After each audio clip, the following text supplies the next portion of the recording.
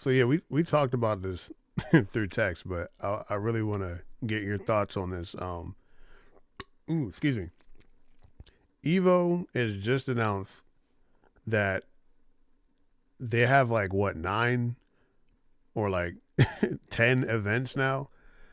So Hmm. between now and the end of 2027, currently they have Evo Vegas, Evo Japan, and Evo Europe this year, and then they're starting local support, which is a great thing.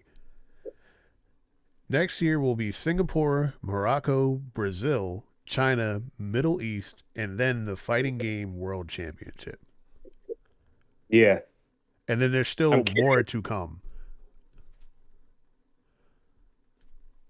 What do you go Yeah, I'm ahead? curious as the Middle East. I'm curious as to the Middle East part and what that means because I'm like, that's that's very general. I mean, we know that Saudi Arabia is happening. I'm wondering where in Saudi Arabia it's going to take place. Um, for a little bit deeper in the background of the machinations of this. So the owner of Evo itself is a organization called RTS, Right. and RTS is owned and funded by the city of Qiddiya, Yeah. which is basically in the same province as Riyadh. And Qiddiya is basically supposed to be this mega city that they're trying to build up, which is supposed to be completely completed by 2030. So I'm wondering if, and if you look it up, it's basically the whole point of this is Qiddiya is basically going to be the entertainment, sports, and cultural destination for Riyadh. So any major sporting event, any major entertainment event, any major thing of like a massive scale entertainment wise that's going to happen in Saudi Arabia eventually going forward is going to happen in this city of Qiddiya. So as far as the EVO that's been announced for Saudi Arabia, I would imagine it's going to be there.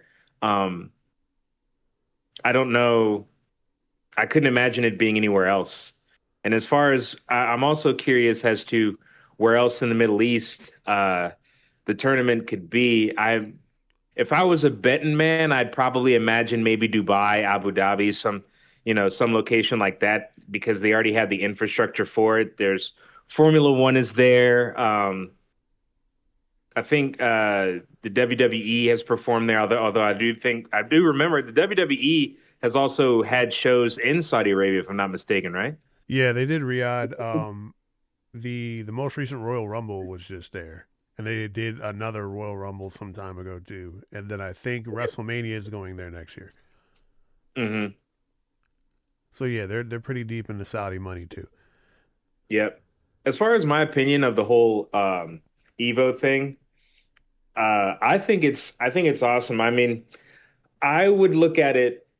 So first, let's just dive right into it, right? Let's talk about the main hangups or criticisms that people have um, about the Evo thing in general. So arguably number one on that list is the Saudi money, like the whole thing about sports washing and controversy and things like that. The way that I would approach that is the way that one of the well-known FGC champions and an Evo champion at that is Sonic Fox. He's like, look, because as we know, Sonic Fox is a proud member of the LGBT community, and his stance is like, look, he understands that as far as who he is and his lifestyle, it's something that uh, culturally Saudi Arabia doesn't necessarily agree with, but he's going to be there and he's going to represent and he's not going to censor himself or try to change to conform to that. And I think, look, he's an athlete, so that, that to me that's the mentality that you should have. If they're willing to bring you on the stage and compete, cool. But you got to, you know, take me for what I am.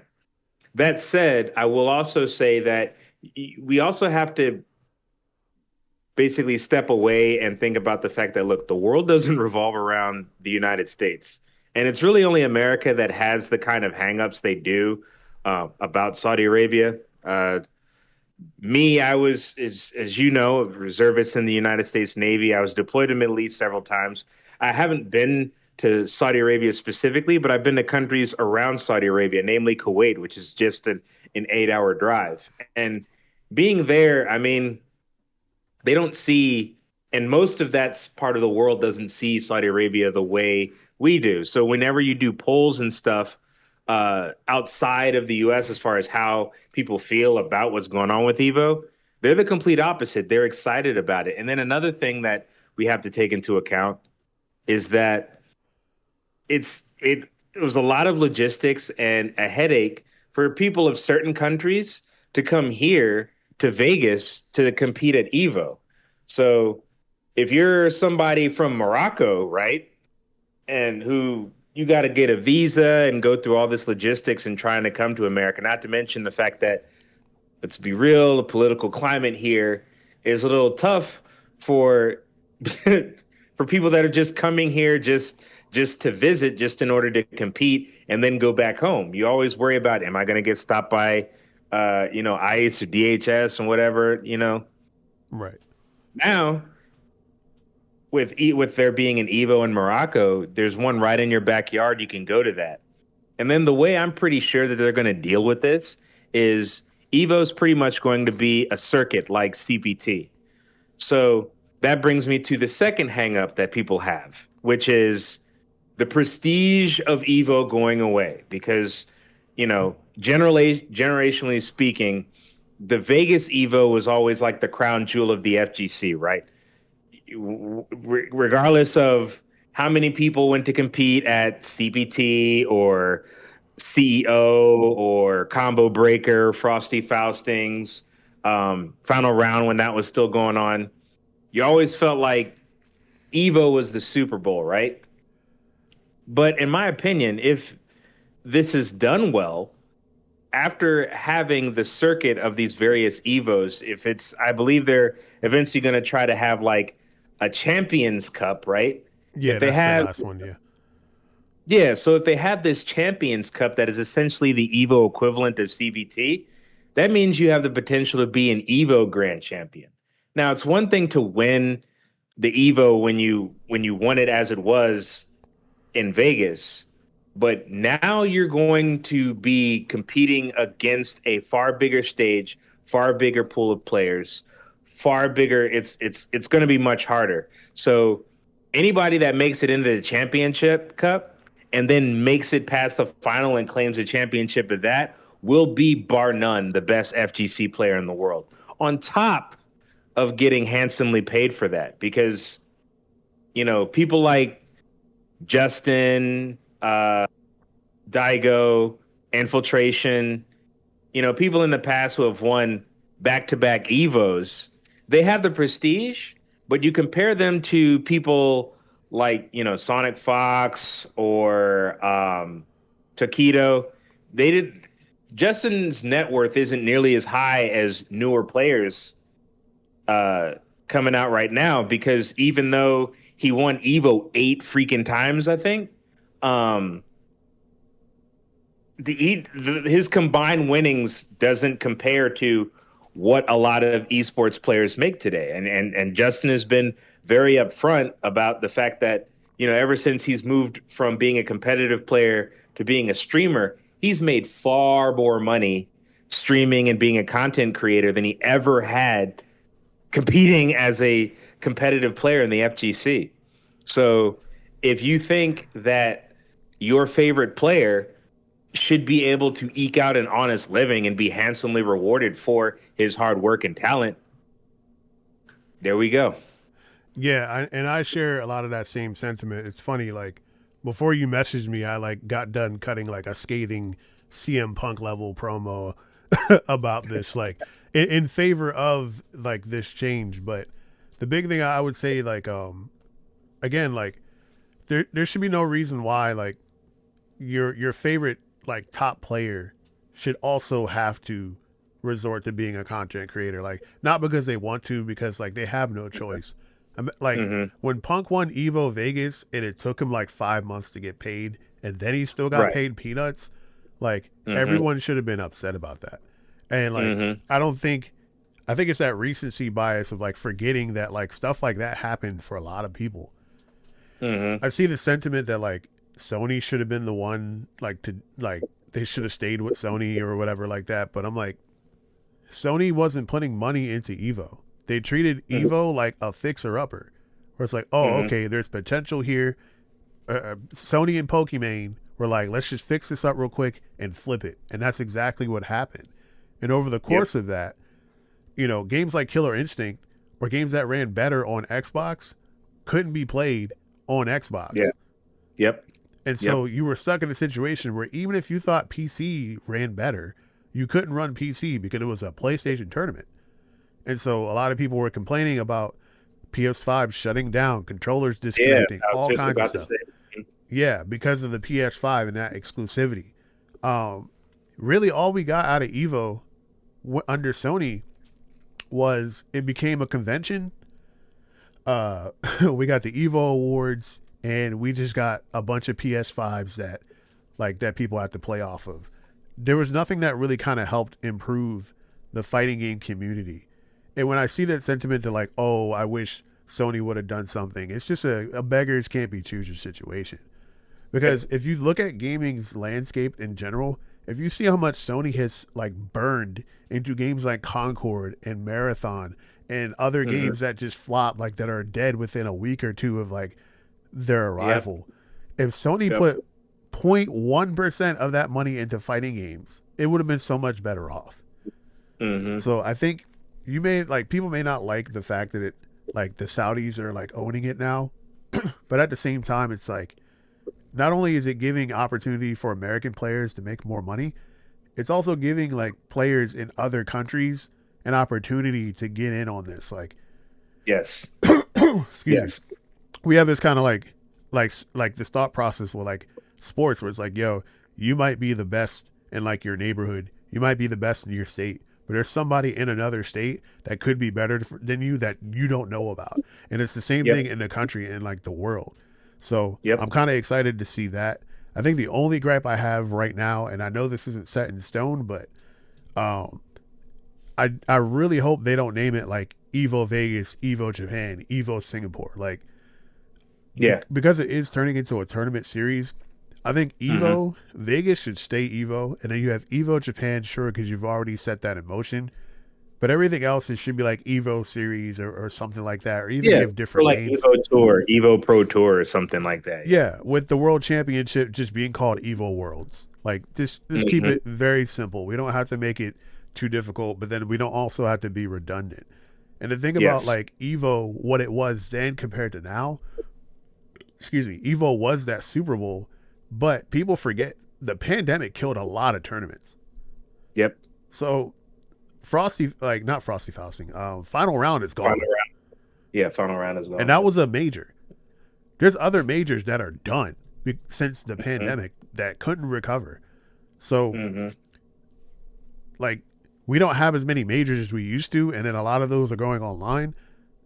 Like I really hope that things like this kind of breathes more life into the fighting game community. Like we'll still have our CEO Frosty Fausting, sure. There'll be some other majors in America, but it's going global, and I think that's like probably for the best because I've always said that like fighting games are like golf.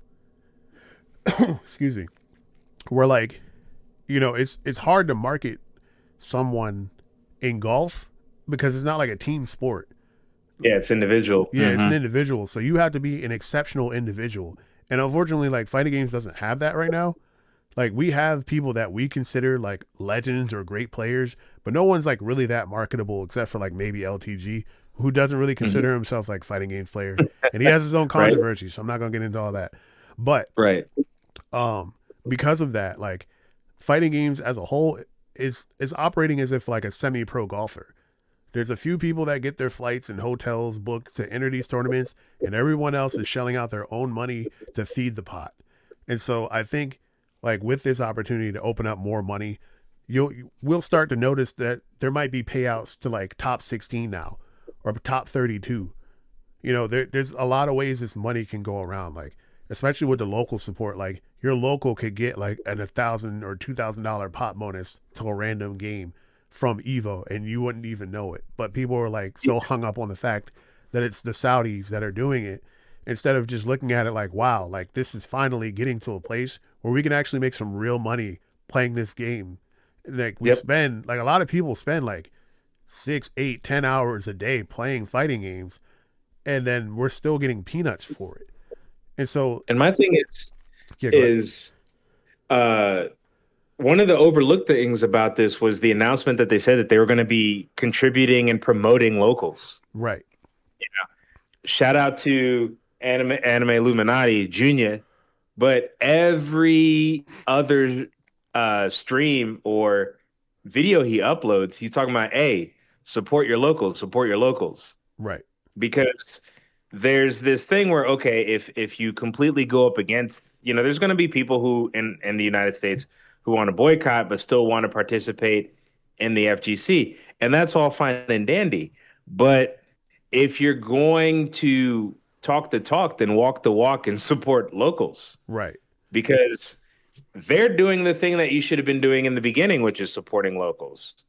So even though some of these locals might be getting that Saudi money, it's still, if you want to create a more localized following, a more localized community, you should still support the locals on top of what they may or may not be getting from this. So, right.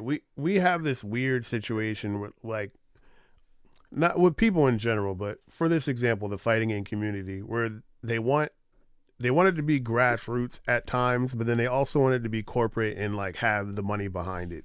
So, like as an example, like Mayman Sui was saying about how like the beef sets in Tekken are childish or whatever, right? And that was a whole big controversy. yep, And yep, that's kind of reflective of how the FGC has changed, because, you know, there's YouTube videos of like the wonderful FGC where it's basically highlights of like beef sets and money matches, and that's what made the community great at one point. Now necessarily it's not that. You know, now mhm, it's very like corporatized and like sanitized, for lack of better words, where now it's not necessarily those moments that make it. It's, you know, the way they package like the tournaments and the way they package like EVO as a whole. And now they have like an EVO Hall of Fame and an EVO Awards, like, you know, that yeah, kind of stuff. The way that they want to like package it to a broader audience is what's really drawing people in. And so we have mhm, this situation where people want that situation where, you know, we can have the hype moments, the K Brad versus Wolf Crones, the, you know, mhm. the F Champs versus KBRs, but then we also don't want to accept that no money comes with that. Right, right. And then they also want the EVO Awards, and they want EVO to be a 3, 4 day convention and all this other stuff, but they don't want to accept that EVO is going to exist in other cities and other countries. They don't want to Hmm. accept that the Saudi money is going to make that happen. They don't want to accept that, you know, they're going to be able to get paid more money for this. So they want all the control, but they also want to control who gives them the money. Yep. It's And kind of funny you use the example of golf because this is almost one to one to the whole live golf thing, that the Saudis started. That was originally supposed to be a competitor to PGA, right, to the PGA World Tour, and the most of the people that were sort of bad mouthing and essentially protesting live golf, though some of it justified, but the people who were protesting against the whole live golf thing were most of the elites. Your Phil Mickelson, your Roy McIlroy. You know, Tiger Woods didn't necessarily protest against it. He just said he had no intention of competing in the live golf tour because his entire legacy was built on PGA. right, But here's the thing: what people don't tell you is that the difference between them and every other golfer in the PGA is light years. right, Like most golfers, it takes an insane amount of investment to be able to consistently play at the PGA World Tour and not go broke, and then even more for you to actually come out ahead. And the thing about live golf, the Live Golf pay structure meant that way more people had a shot. Whereas unless you had serious sponsors, serious backing, or you were a trust fund baby, golf is always same with F1, but golf has always been a rich man's sport. You know, your Tiger Woods, you know, where they come out from the bottom and then, you know, ended up being one of the most at one time one of the highest paid athletes in the world. They're unicorns. That's not the norm for PGA.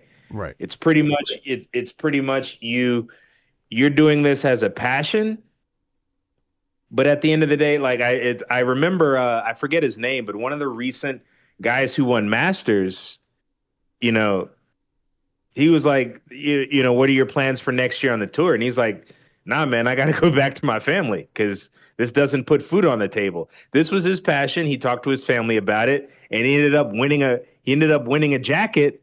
But for all of that work he put in, beating the best in the world, he gets to go right back to being a family man because it doesn't put food on the table.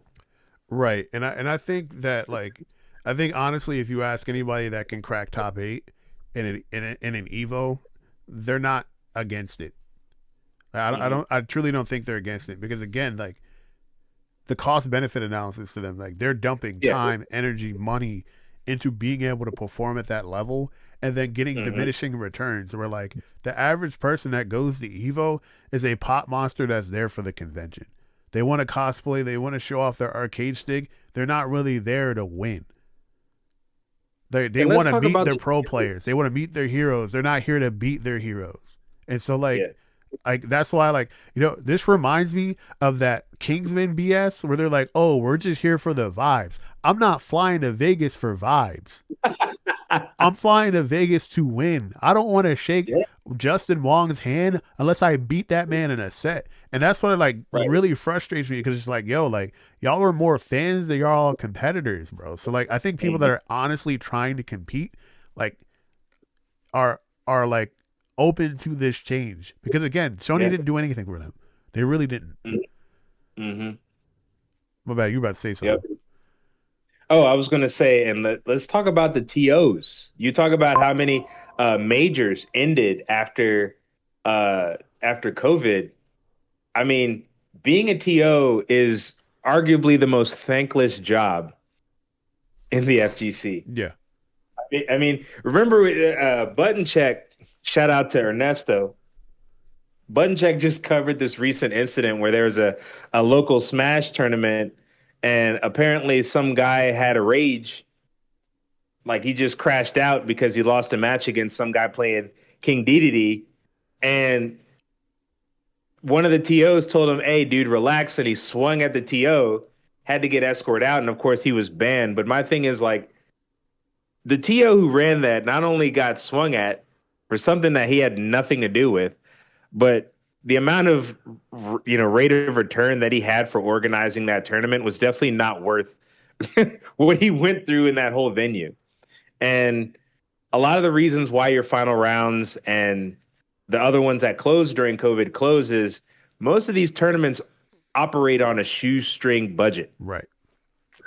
You know, Absolutely. shout out to Jabali, but Jabali is a unicorn. The fact that he managed to make this work and be profitable for him um, is an abnormality. And even then, I remember he's gone on record as saying like just a few years ago he was barely breaking even. Yeah. No, I mean, you think about it, right? Spooky used to do tournaments like at next level. Oh Pandemic hit. yes, Then Spooky was doing shout out online to tournaments. Spooky. Yeah, shout out to Yeah. Spooky. He stopped doing it. He makes more money being a content creator. Um, Yep. my boy Lucky D in Boston, traveling controller. He still does tournaments and stuff at like Balance Patch in Boston.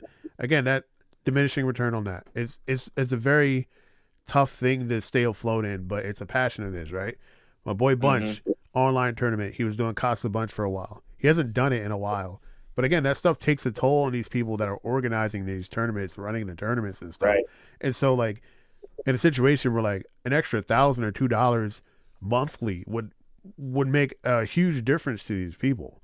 And it's not like the Hmm. community is actually putting that money up. Like everybody wants Hmm. somebody somewhere to play. But even when I ran a weekly some time ago, like in Boston, I can't tell you how many people were like, yo, this is dope. You got this weekly here. But yo, I don't got $5 to come in. I'll hit you back next week. And then they never come back.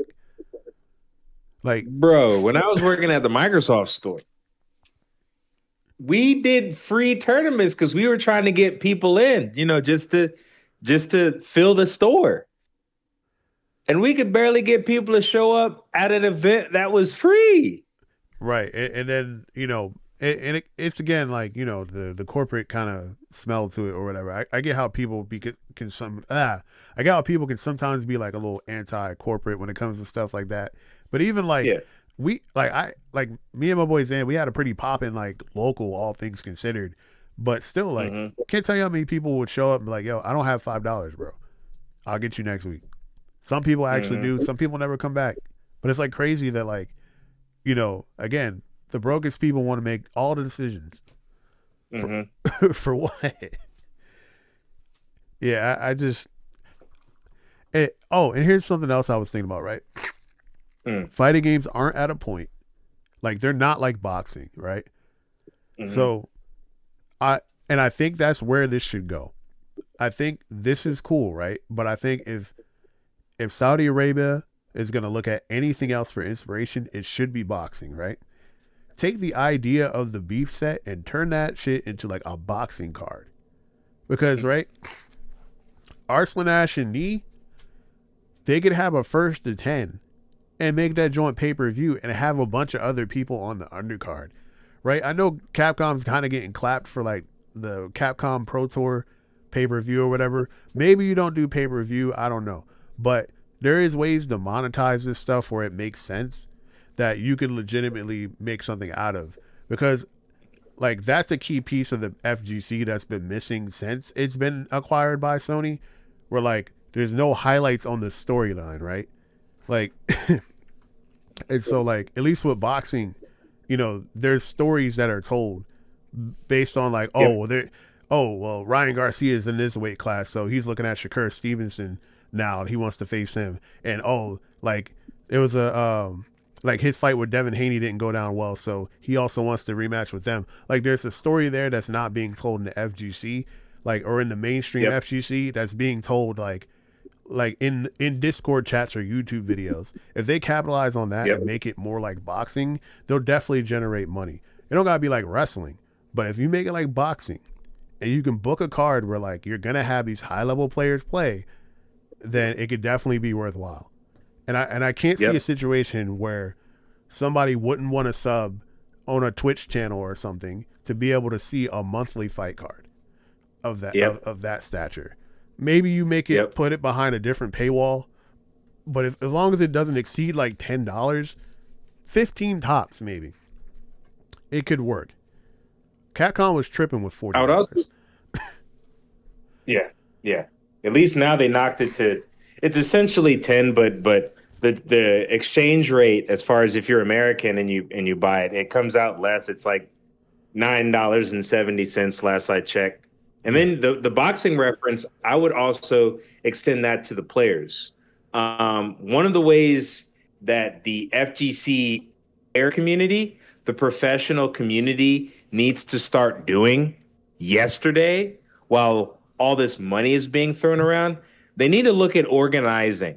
And when I mean organizing, I mean forming a union, because that is what the boxing um, that's what the boxing pros did eventually. So that way, besides your top performers, your Canelos, your Ryan Garcias, your Crawfords, etc., people in and out of the boxing leagues, they actually would get some kind of pay and some kind of benefit and some kind of compensation for competing in the sport. And the reason why they were able to get those concessions was through organization, and that's what they need to start doing, Right. because Mm-hmm. the FGC has gone through these ebbs and flows, these ups, these downs. Like we remember that period, early 2000 in the aughts, when Street Fighter 4 was around, and it seemed like you had all these sponsors and esports teams, and then it went away. Right. Yeah. And I mean, we're looking at what just. Oh, go ahead. Go no, ahead. no, you finish your point. Finish your point. Yeah. I was just talking about you may have heard what just happened with FaZe, where FaZe Clan just laid off a bunch of people. Granted, FaZe Clan has been a mismanaged organization for quite some time now, Yeah. but a lot of the reasons why those players that helped contribute to a lot of audiences for that organization and now find themselves basically out on the street is because they're not unionized. They don't have a major contract or deal with any severance or anything. It's just like, hey, peace. Right. But this goes into another point that I kind of was going to make a video about. Maybe I will long form, but these players don't have Mm-hmm. managers. So Mm-hmm. a lot of times people get like the short end of the stick because of that lack of management that's going to advocate for you Yep. on your behalf. The other thing too is Yep. that like, you know, this could create an environment where people like Justin and Daigo, like legends, will get paid to be trainers. And that's something that's Mm-hmm. never existed like in fighting games. No one has ever said, "Hey, I'm here to be a trainer," and that's it. Justin has done commentary. He Mm-hmm. might have trained some people, but he's also had to enter tournaments prior to being a content creator. There could be a situation where, Yeah. again, like because you're having like these boxing kind of like cards, you know, you could say, "Oh, all right, well, Punk's gonna go train with Justin, while Big Bird go train Mm-hmm. with Angry Bird," and then they have these kind of matches, and then like you know you could put it in a boxing ring, like kind of like how Red Bull does Kumite, but then also like Yep. in between rounds, the coaches in your ear giving you advice, that kind of thing, just like boxing. I think the last You know. logical step of all this that's going to happen, it's already starting to happen with an app called 1v1 Me, but betting is coming to the FGC. Mm-hmm. And I hope that I hope they don't fuck it up. That's all I'm gonna say. Yeah. Yeah. It's funny you mentioned the coaching thing because that's kind of what the Japanese scene has been dabbling in a little bit Yeah. when it comes to Street Fighter 6. Daigo and a couple of other Japanese players, what they've been doing is they've been having tournaments between the VTubers. Yeah. And this was a thing where they had like a series where the VTubers would compete against each other, but the VTubers were initially getting trained by people in the FGC, like your Daigos. I think Dagura, I think Lashar was did some coaching, possibly Taquito, but they didn't really speak on or promote. Like we in the FGC, we knew about the coaching, Yeah. right? The of course the main draw were the VTubers because the VTubers in Japan have these massive audiences. Right. But I think that the organization running these series, right, they should be compensating and they should also be promoting the fact that you have real legend professionals that are competing here. And then you know you had the OG hunt by one of the professional FGC players in Japan. I think her name's Betty, and she was, just going around playing Legends and, you know, beating them basically in Street Fighter 6. The irony is that she is one of the first licensed professional players in the FGC, to my knowledge. Like Japan is actually building the infrastructure for this that we should have already had in place in the United States. Right. Yeah. So I think overall this is a net positive. I really can't think of anything that would make me say that this is a bad idea, especially if we want this to grow. I can't either. I mean, this is really like you mentioned, like the gambling, like don't F it up. Like this is really the FGC's opportunity to F up. Like I understand, whatever grievances or misgivings you might have about where the money's coming from, but what you should be thinking about is how do we build. You talk about controlling how the money works.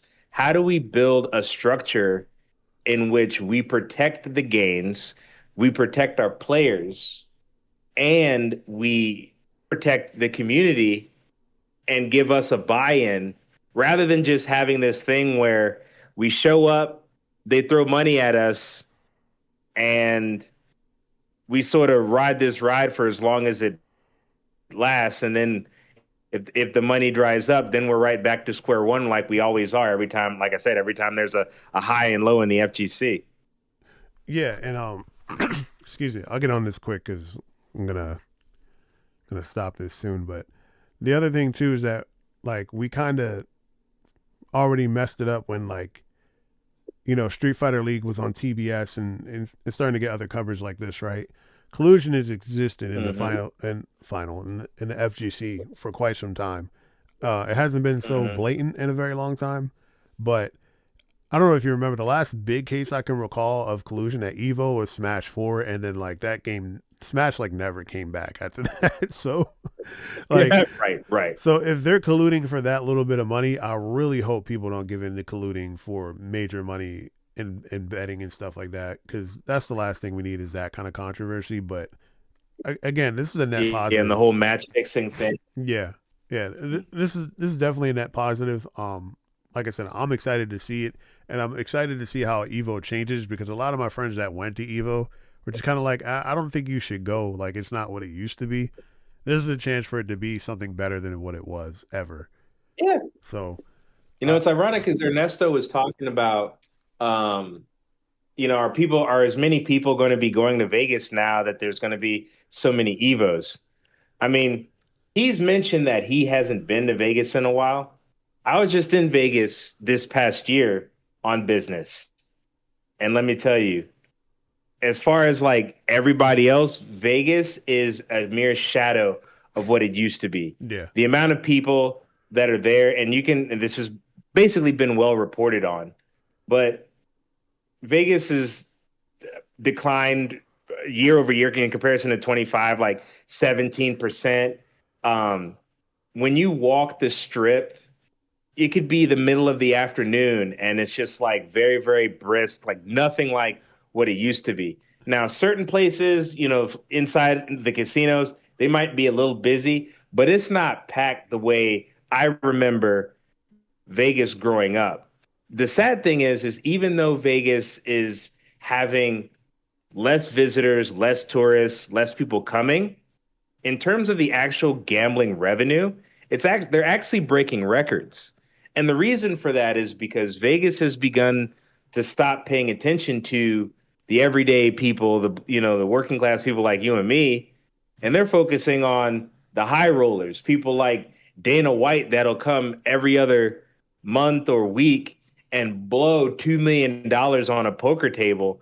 They're catering to people like that. They're not catering to the people that books $180 flight on Spirit, flies in, gets a $75 room, and then plays like blows like maybe $500 or so gambling. Like they're not catering to that. So I say all this to say that this could maybe do a kick, maybe deliver that kick in the pants to Mandalay Bay and to some of the other orgs in Vegas that hey, you need to start catering to more people because right now it's basically evolved into a rich person's plaything. I actually thought about going to Vegas to see Formula One because I was like, that'd be cool. Like I've never seen Formula One in person. It would be a cool thing to go. But after doing research, it would actually be cheaper for me and my wife to book a flight to Dubai and watch the F1 Grand Prix that's in Yas Marina every year than it would be for us to book a flight and book a hotel in Vegas. And not only that, but they have these huge metal structures. They basically put a canopy over the entire course whenever F1 is taking place. So that way, if you get a hotel that's over the course that they run, you can't see what's going on. Like but at the same time, traffic during the F1, because it's basically like a month long affair. getting in and out of Vegas is a nightmare during F1. And so it's like, okay, well, nobody wants to go to Vegas during F1 except for the people that are actually paying that insane amount of money to watch the race. Right. Yeah, they have all that desert just outside of Las Vegas. Like, I don't know why they didn't. They put it in the middle of the city for what? Right? Right? I don't know. Right? They don't pay people like us to make decisions. But yeah, all my shit's about to die, so I think I'm gonna stop it here. But I appreciate you calling in, and I'll definitely tag you on this. Um, The show. yeah, let's do this again sometime about something else. Let's try to figure something out. Maybe we do it weekly or some shit. I don't know. Hell yeah, I'm down. All right. Well, again, everybody, thank you for tuning in. It's your boy Tax. It's my boy Raising Tiger. I'll plug his channels and he'll be a collaborator on this. And we'll see you next time. Peace. Right.